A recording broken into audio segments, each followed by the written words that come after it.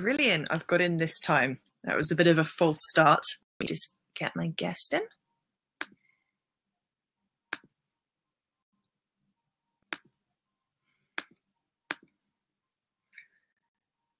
This is the first blab I've done in a little while, actually. So it would be fun to see if the platform's changed at all. I know it's still in beta mode, so let's just get my guest in. Oh. Yay, we did it! Where are you? If I look up there, you're there? Yes, so I think for most people I'll be the top left window, but it does seem to change around a little bit. I've done blabs with 4 people, and it gets like, you know, the opening sequence to the Brady Bunch. Everyone's like, everybody's looking at everybody. Yeah. It gets really weird. So bit of a false start this evening because I tried to use Firefox, which is the recommended browser for Blab. Couldn't get in at all. I can see you trying to connect. Like, oh, I can't let you in till I'm in because you'll just be sat there by yourself wondering what to do. So I finally got in on Chrome. So let me just introduce myself because there's a couple of people watching. So I'm Sarah Brandis. I'm doing a little marketing challenge for coaches over on my Facebook page, which is Sarah K. Brandis Marketing. And it's all about online visibility. And the challenge I set today was to just, it's really about showing coaches what they can do to get themselves out there. And Blab was one of the platforms that I chose to show people because I've seen some coaches do really awesome stuff on Blab. And this is, from a marketing perspective, it's very much the top of the sales funnel. It's even pre-funnel stuff. You're not likely to find clients immediately from going on Blab. So I wouldn't say pin your hopes there. This is all about brand awareness for yourself as a coach and just visibility and just reaching new audiences and getting your message out there. So what I've done for today is I've invited some awesome coaches along to have a chat, not at all about marketing. We're only going to talk about coaching, human psychology, and just being human. And I picked the topic of midlife crisis today for a reason I'll get into in a moment. But it came about from a blog post. People just sort of seemed to resonate with it. So I thought, well, this is a hot topic. Let's talk about that. So on my left or right, depending on how you look at the screen, is Priya Rana Kapoor. She's my life coach, so I know her quite well. She's also the author of Give Yourself Permission to Live Your Life, and she's editor-in-chief of Give Yourself Permission magazine. So hello, Priya. Thank you. Hiya. Hi. Nice to see you. It's good to see you too. So you're in California and I'm in London. It's daytime for you. It is. It's about 1 o'clock lunchtime. 9 o'clock in the evening here in London. I can see my friend Osman has just joined us. He's going to be calling in shortly as well. He's another life coach that I invited. He's in London time too, and he's just finished coaching for the day. So he's going to pop in and talk to us as well. He might have seen the blog post that sparked the idea for the topic. So in my day job, I'd created a piece of content at work based on a lunchtime conversation. There were 8 life coaches around a table, and I don't even know how we got onto it, but you know, as usual with a group of life coaches, it got really sort of interesting. And the subject of midlife crisis came up. Oh, here's Osman calling in. Let me just let him in. And, you know, we were saying, why is it a crisis? Why isn't it got a more positive connotation like awakening? And as I say, awakening, here's Osman. Oh, am I in? Hello. Hi. Well, you guys have got no technology issues at all. It was me that couldn't start the blab, but you guys are straight in there and clear as a bell. No, it took me about 10 minutes, actually. You just did it. So let me introduce you. This is Osman Sabir from osmansabir.com. He's a life coach and professional coach in London. Mostly you're working with professional city types at the moment, aren't you? Dealing with corporate stress, work-life balance, that sort of thing. Yes, I am indeed. Can you hear me okay, just to double check? Yeah. All good. Yeah. Mm-hmm. No, that's right. I work with, my previous background is in the corporate world, so consulting, industry and government. And I've been working as a coach part-time for about 4 years and went full-time couple of months ago. So yeah, those are the main people that I work with at the moment. So yeah. Excellent. Cool. That's really good. I realized earlier, actually, I met you two at about the same time. It was when I started training as a coach about 1.5 years ago. And then I met Priya actually the day before my job started, where I am now, because Priya was giving a talk. And then Osman, I met you at I think it was Mind, Body, Soul Expo, and we were both working together for the training school. Yeah. Yeah.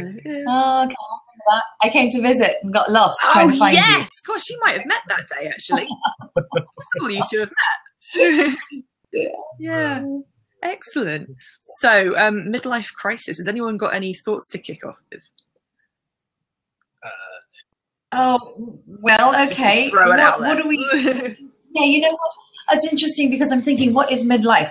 Because I think in the old days, in the like the Depression era, or a little bit afterwards, people would be talking about midlife, and the life expectancy is so much longer now than it used to be. So, are we looking at numeric numbers, as in midlife, or are we looking at the stages of life? And I mean, I think there, that we have all sorts of different things. There's 3 distinct stages, maybe. It depends on how you look at it. So if we're looking at midlife, I'm midlife right now, if we're looking at chronological age.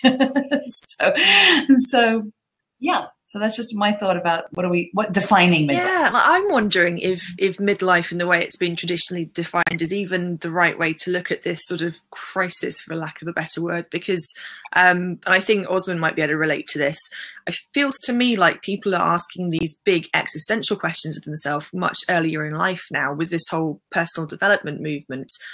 It seems to me that people are, like, the quarter life crisis is becoming relevant. Yeah, it also comes down to what you define as crisis as well, right? That's a really coachy question, or existential type question to ask. But from personal experience, I get a lot of people coming to me, and there's a huge variety. I think the oldest client I've had is about 44, and the youngest one was 24. But the issues or the challenges they've had were both around kind of their place in the world. For someone to come to you at 24 with something like that, for me, it kind of highlights that really, this is kind of responding to Priya's point, that I feel like age isn't really a great definition anymore. I don't know whether it's, honestly don't know. I don't know whether it's because there's more pressure for people to grow up more quickly. I don't know whether it's a societal thing. I'm really not sure what it is.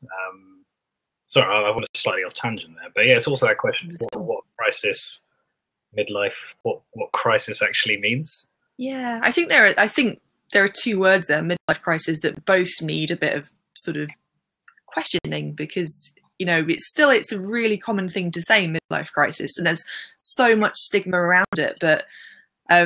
Yeah, I'm not sure if midlife is still relevant, and I'm not sure if crisis has ever been the right word.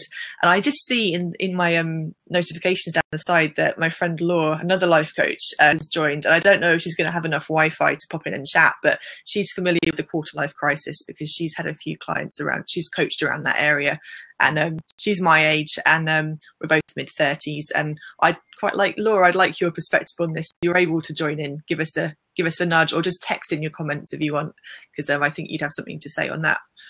But yeah, is that Animas? Is that Laura Polidori? Yeah. Yeah, I can see that she's just joined the blab, so she might not have enough internet where she is, because she's been out this evening at a coaching circle, so she's possibly in the pub, to be fair. But if she can text in a comment, that would be cool. So yeah, I'm not sure what to pick apart first, whether it's the midlife definition or whether it's the crisis definition. Well, I just think that there are specific crisis points, if we're going to go with the word crisis, and then we can look at that later. But if we're looking at quarter life, midlife, and retirement, if we look like that, because I've had clients from 17 to 72, and they've had different crises, as it were. But it's all, to me, it's all to do with experience. And where you are in your life, and what experience you've gained, and what experiences have come your way that you're trying to deal with. So they're different. And I think the midlife one, if we're talking about the archetypal midlife one, is when you've had children and they're going off to school, they're going off to university or something like that. And you're like, okay, wait, what about me now?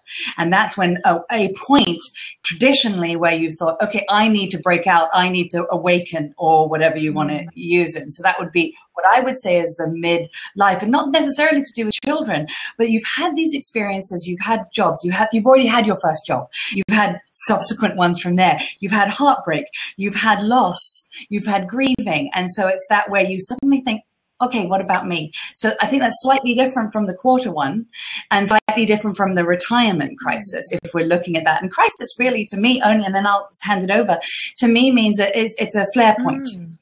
It's when things don't feel good anymore. And so we call it crisis because in a way it's a sexy media term, I think. It's a catalyst for change. So I call it a flare point or so that's what I think crisis is, a place to change.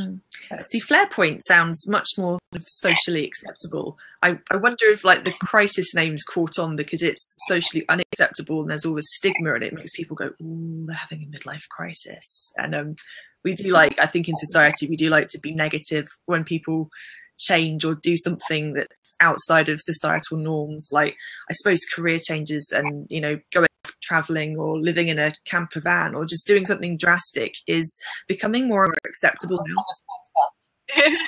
Sorry. Yeah, responsibility aside, doing something different is becoming more and more popular. But if you go back 10, 20 years, that would have been considered absolutely crazy. And I wonder, maybe that's where crisis has come from. It's almost a shaming term to me, I think, to say someone's having a midlife crisis. Why do we assume it's negative? Why have they not just gone, wow, I don't want to be in the rat race anymore. I want to do something different. I want to live off the grid, you know.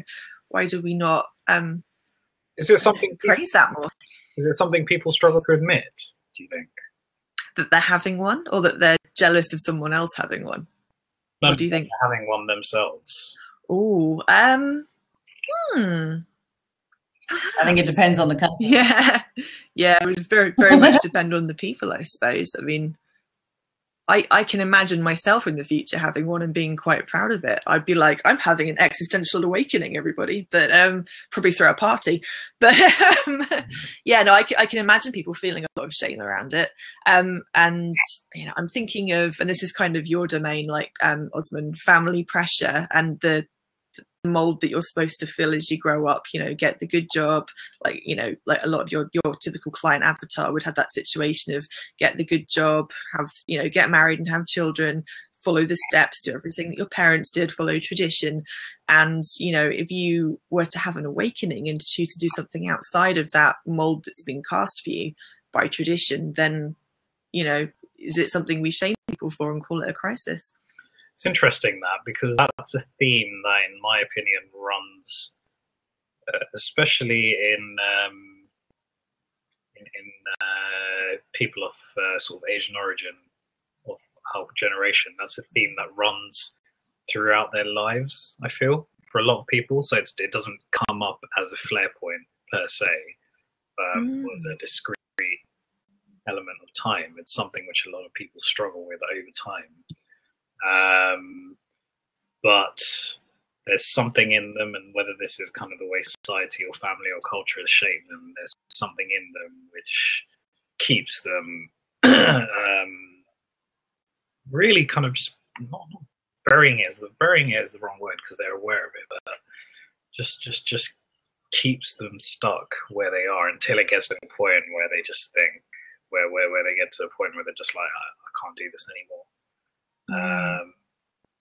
So yeah, it's one of those things which it's a running theme, I feel, and maybe the crisis alludes to the fact that that's when it gets to a point. Maybe that's why it's called crisis. I don't know, because it's something which has been there for a while, but it's when it gets to that point where it can become quite intolerable for some people. And maybe that's just the nature of the clients that I work with and the challenges they deal with. But yeah, sorry, I'm kind of waffling on. I've forgotten what I'm actually saying. That's what Blab's for. Blab is for waffling. Absolutely. You're definitely. When you were saying that, I was just thinking about what have been my flare points in my life, and I don't have like, you know, family pressure or anything to follow a specific path in life, but I think where my pressures have come from in the past has been relationships, and sort of towards the end of each of my significant relationships, it's been like a little crisis / awakening / flare point for me, where I've realized that I've fallen into a pattern of a certain way of being with a certain partner, and to some degree I'm I'm living up to their expectations. So I have got myself a little bit trapped. I felt a little bit like I've painted myself into a corner by allowing it to happen. And my hands look really big when I do that. And then I'll have a little awakening crisis / I can't go on like this anymore thing. And it's in the ending of that relationship that I have a little, I don't know, kind of like a rebirth where I go, okay, so I've decided to take back control of my life. That means I can do what I want now. What am I going to do with it? And haven't bought a big red sports car yet, but have made some big decisions, like moving out of London, moving to the seaside. I got a Vauxhall Corsa. I don't know if that counts, but she's lilac. But yeah, no sports car, nothing absolutely crazy. But yeah, I've made a few big changes for myself, and they felt like it's felt like a natural progression. It hasn't felt like a big end of the world crisis, but I feel like I've had several of these already at the age of 35. So when I get to midlife, don't know if I'm going to have anything different, or this is just my pattern of being, of learning, growing, changing, and rinse, repeat. So I feel like we have someone on the call who's like in their 70s or 80s right now. I know. But to Osman's point about it being cultural, and it was like it's keeping in line, and you plod along. And so what you said, Sarah, is that at each point where you realize that something isn't working, you're making shifts and you're changing. But people, and I work with a lot of these clients too, they're expected to carry on going. They go to the right school, the right university, they get the right job, and that's what's expected of them. And in a way, they've sort of like thought, this doesn't feel right, but I'm going to carry on doing this because this is what I'm supposed to do. And that's where the crisis happens, when it's like a tectonic plates. Living in California, this is what we think about, It's like where there's strain, and then finally they shift and you get an earthquake. And so that's what would be a crisis to me. And so you do the little changes as it goes, and then some people just have to make change in one fell swoop, because there's a lot of, for want of a better word and for want of another cliched word, collateral damage that happens when they make these massive changes. I mean, people aren't pleased with them, but there's so much pent up. They make those changes, and it is an awakening, and it is good most of the time, but there's a lot of pain that has to happen before and going through, which I hate to tell people sometimes. I'm like, this is going to be work, but it's worth it in the end with the right intention and ideas and goals. Do you work with a lot of people in that sort of position, in that find themselves in their circumstances?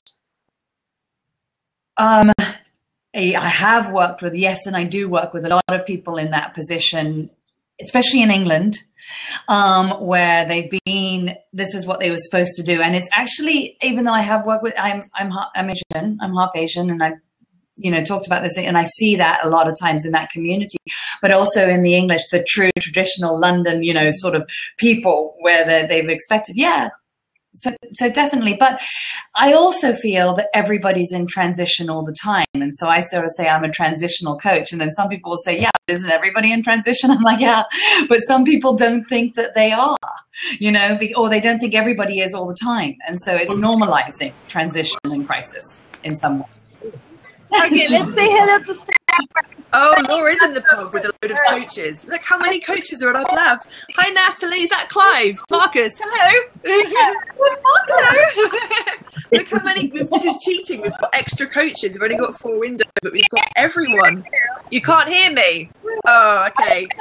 All right. If you could possibly say one thing. I'm not going to get much sense out of them. They've had beers. Look how cute they look. Get yourself out there. So Awesome. We can't hear you very well, but thank you for the effort. And it's really appreciated. Marcus, I saw the picture of your pint of beer earlier, so I know you've been on it this evening. What are these hands, these kind of hands that are coming up in the corner? Oh, these are claps. Let me clap you. So you give someone props when they say something that you like. So is this your first time using Blab? Yeah, I've never used it. Yay! Well, welcome. So you basically go to someone else's window and you give them claps like that or props when you like them. Laura's frozen. I think she's probably not going to be able to talk to us properly. But Laura, if you can hear me, just pop your comments in the box. Just do a text, and if you want to join in and say anything about Midlife Crisis or about beer, whatever, it's fine. So that kind of derailed us a little bit. So we were just saying, what were we just saying? Whether I had clients that were in that transition. Yeah. So I think that is when crisis happens, you go into transition. And I think we're transitioning all the time. So there are many crises all the time. But some people keep it, as you were saying, Osman, that some people really have a sort of societal pressure and family pressure to keep it under bay, keep it under wraps. And that's where the big crisis happens, where the big collateral damage is, I think. Yeah, I guess the other issue is midlife transition doesn't sound quite as sexy, does it? From sounds a little bit culty, like drinking the Kool-Aid and transitioning. But you're right. But but that's very interesting. You should say that, because midlife crisis, you get a free pass in some ways. Oh, he bought a new sports car. I'm just going back to the sports car thing. Oh, he's having a midlife crisis. Oh, fine. Well, that's okay then. We understand that. It's a term that people understand. Or I'm going through a midlife crisis, so leave me alone. Okay, we get it. We don't know anymore. Yeah, it's so true. So do you think people on some level subconsciously like the idea of being in midlife crisis from that perspective? Weirdly, I do, because it gives them permission to do crazy things. So, we've lost him. Are you there? He'll be back in a sec. I'm back. Yeah, I was just thinking about exploiting midlife crisis in the future. I could definitely get some mileage out of that. Sorry, I don't know if I got cut off. I just missed what you missed. It's all right. You just froze a little bit. Okay. So Priya was just saying about how saying that you're going through a midlife crisis kind of gives you socially acceptable permission for doing something a little bit crazy. And I was just thinking about the super yacht that I might buy later on and just blame it on my age. But it's an interesting thought about that. Go on. No, go on. No, I just think there's an element of people wanting to do these things but not finding a way to do it. And so they need sort of a front story, a cover story, instead of just taking it on. And I think that just that phrase has become so part of the vernacular that people say, okay, that's my thing. And that's okay if that's what they need to give themselves permission to live their life. So yeah, Priya, sorry, Osman. I was just going to ask Priya, do you see much of a difference between English clients and American clients in terms of how they respond to that whole midlife crisis thing?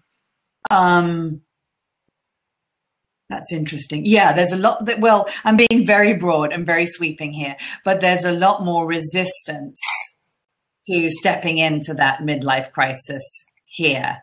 And it's not quite so cataclysmic in some way. I mean, in England, I'm sorry, wait a moment.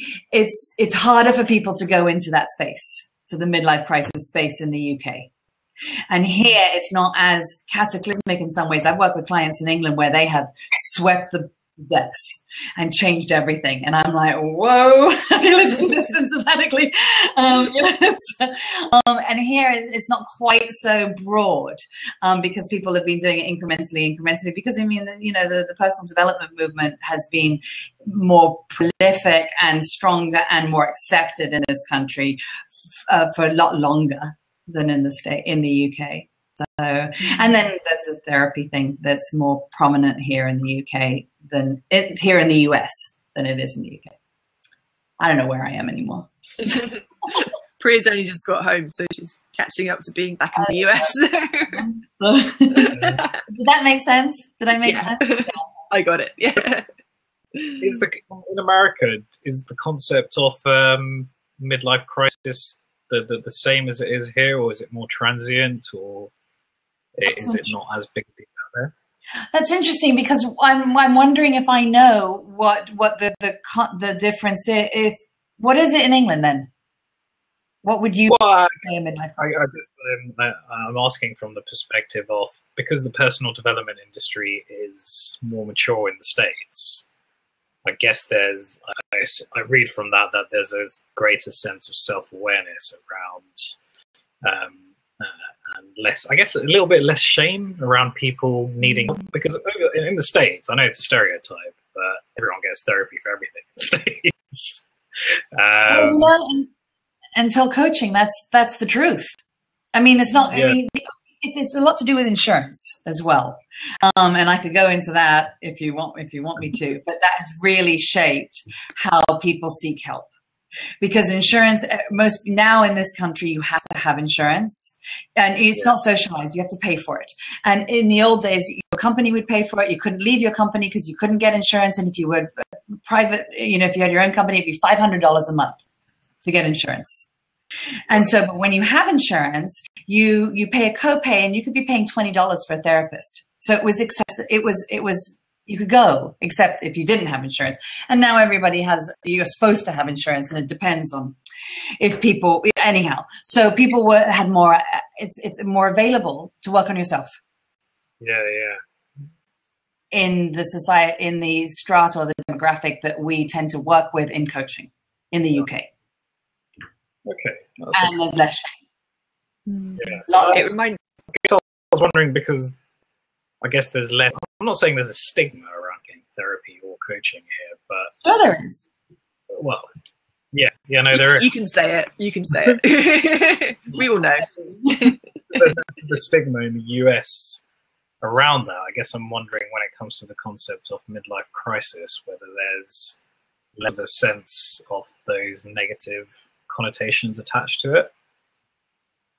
Do you know, that's very interesting you should say that. And to me, it seems like, well, why haven't you done no, not to me, but in America, I think the idea is like, why are you having a crisis now? Why haven't you done the work before? You've had plenty of years to go to a therapist. And so it's less of an awakening, because your question initially was midlife crisis or awakening, what's in a name? And I'm thinking in the UK, it is kind of more of an awakening because you make change. And here it's more of an excuse to go off the rails, the midlife crisis sort of thing. When you say you mean in the UK or the US? The US.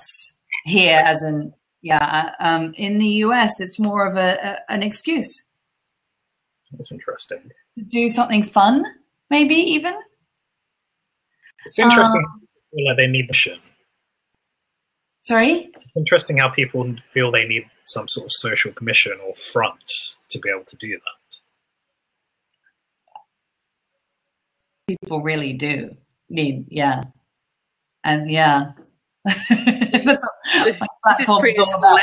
This is my area. The magazine is about. So yeah, absolutely. I think you've hit the nail on the head there. It's I think if we gave ourselves permission so much earlier in life, I don't think we'd get to these flare points in the first place. And we know this, we're coaches. So. And sometimes people need a front to be able to go to that place, I think.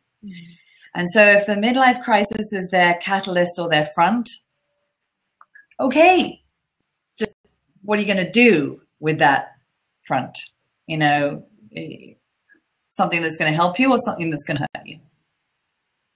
Yeah. And those around you. It's how you go from there once you see it.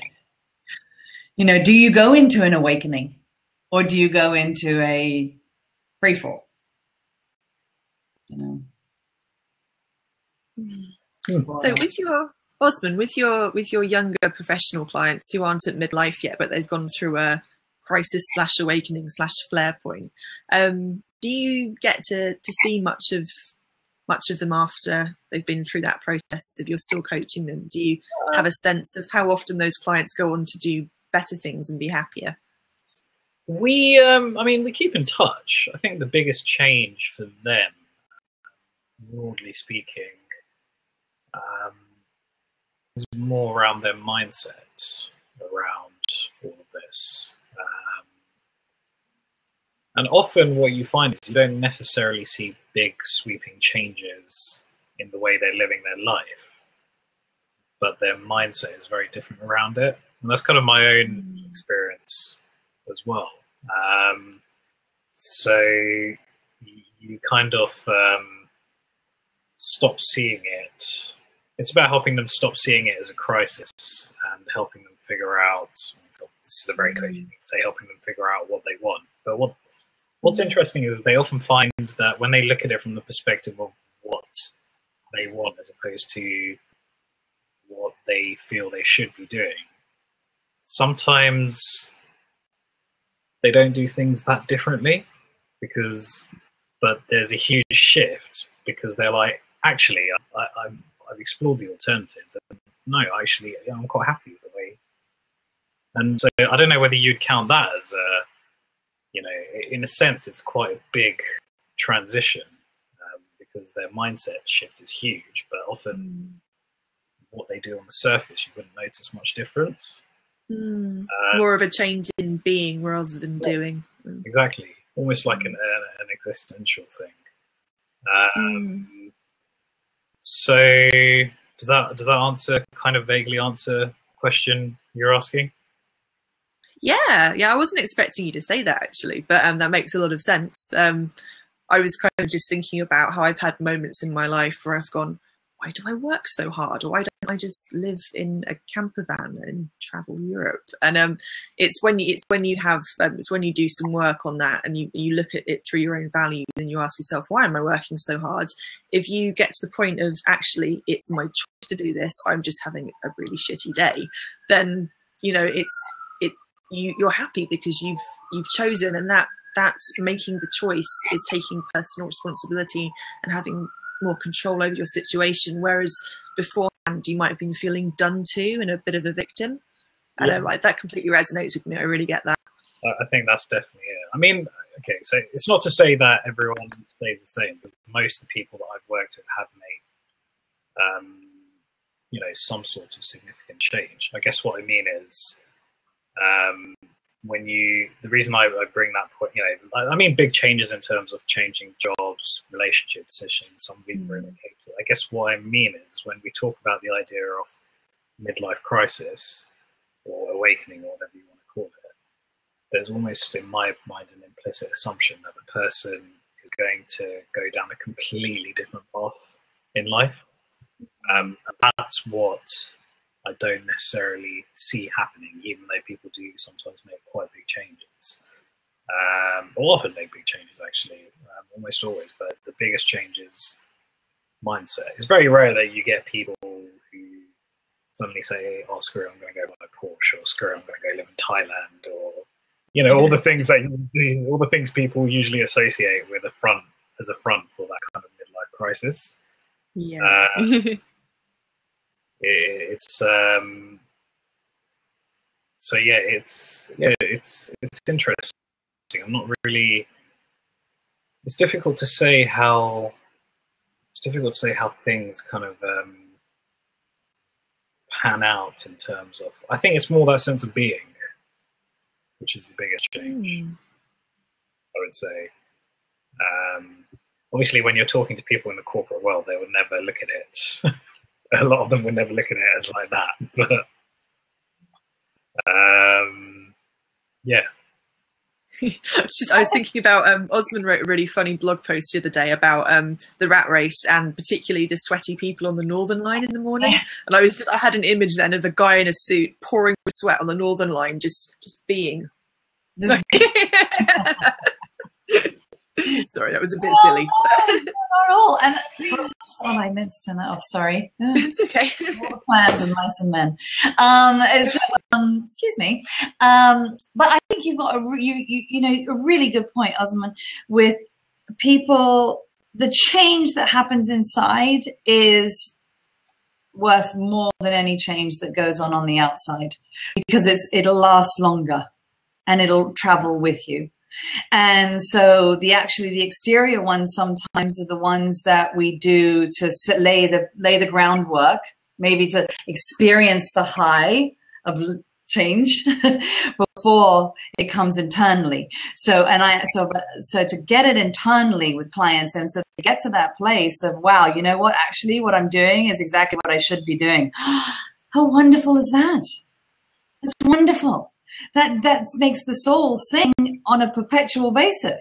So, gosh, isn't that like the huge difference between performance-based coaching and values-based based person-centered coaching as well, like the just being able to, on the surface, just, yeah, I've completed my goal, I've ticked a box, but to actually have an internal shift, that's hugely rewarding. Well, it's not, it won't last. That change won't last unless there's the internal shift. And again, I do think it also has to do with age groups, maybe, or internal sort of, the internal comes first with the younger age group. And I think with older people, they maybe have the money to buy the car and go on the vacation or quit the job. And actually the people I've been working with are at that point where they are going into retirement, or they can because they've made what they need to make, or they want to transition into starting their business. They've got enough money to start that business. And so those are internal things, but we wouldn't be doing our jobs if we weren't making sure they weren't having that internal shift as well as the external shift. Because it won't sustain, and they'll all of a sudden have a business that it'll go into the red. So. Excellent, cool. Well, we've been going for about half an hour now, so we can start to wrap this thing up. Have you got any closing remarks, either of you? If not, we'll move into shameless website pitching, and you can just tell me about your latest project. So I'm going to share this with all my following on Twitter and Facebook later. So. Closing remarks about midlife crisis and awakenings. Yeah. I think that it's something worth talking about, and I think it's really valuable for people to understand that the internal work is just as efficient and effective and important as in external work. So this topic is a really good topic to talk about because it encompasses all age groups. And you know, in a way, it makes, just talking to the both of you and seeing what the two of you are doing and work-wise, it makes me proud to be a coach and proud to be in your company and other coaches that are really thinkers. And they're, since moving to the States, I've taken some issue with the type of people that will call themselves a coach when they actually do really good things in other areas. And so I know that, but I can hear, and I know that with Animas, you know, that's a core coaching company. And I think it's really important to say that if you're going to be making these shifts and awakenings, that people work with core coaches. But if you need a different holistic practitioner, go to that person, and that's fine too. But to be very clear, and I think that's my concern at the moment with the coaching industry, is that it's so ambiguous a lot of the time. Yeah. It gives me hope to see the two of you. So I'm just old hat now, you know, 10 years later, I'm like, oh boy. I find myself having to justify myself, especially in the States, because now people that are yoga instructors, and that is fantastic being a yoga instructor, but they've had to some way put on that coaching tag onto it for some reason. And I don't know why, but it takes away from core coaching. So, yeah. Osman? I mean, in this, I was actually, yeah, I think I agree with Priya. I think so much of it comes down to, mindset. You know, I think that's such a big thing. The interesting thing is how, this isn't rocket science, but the interesting thing is how mindset is shaped by so many things around us. So whether it's work, especially with a lot of people that I work with, whether it's work, whether it's family, whether it's culture, bringing past experiences, and relating it back to this idea of midlife crisis and awakening. You know, often all that stuff has a huge role on how people perceive it. The idea of transition, and so I just feel like it's, you know, one of the. If I had a hypothetical client who came to me today and said, you know, I'm having a bit of a midlife crisis, I'd want to unpick what it is that makes them feel like it's a crisis. And obviously there'll be tons of things that go into that. But yeah, it's interesting how so much of it comes down to psychology and the way that all the things that go into shaping that psychology.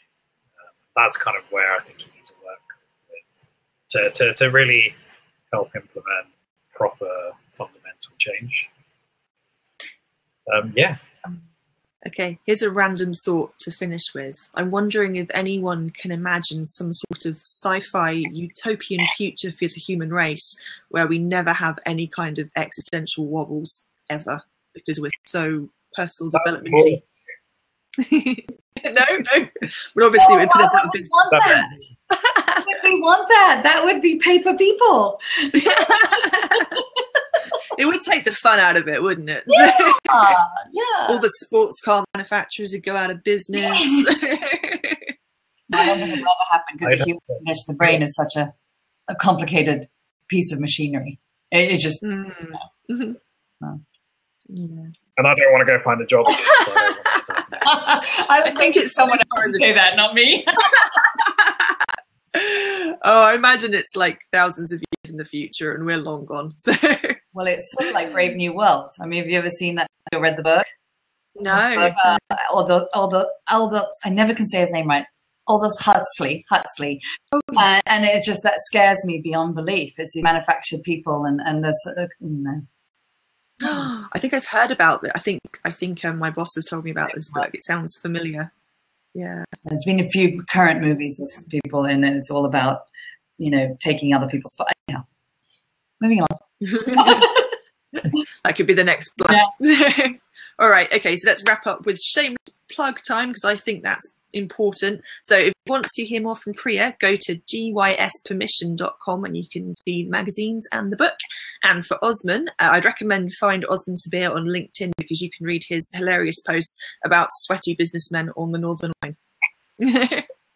Awesome. Well, it was lovely to have you both. Thanks so much for chatting with me.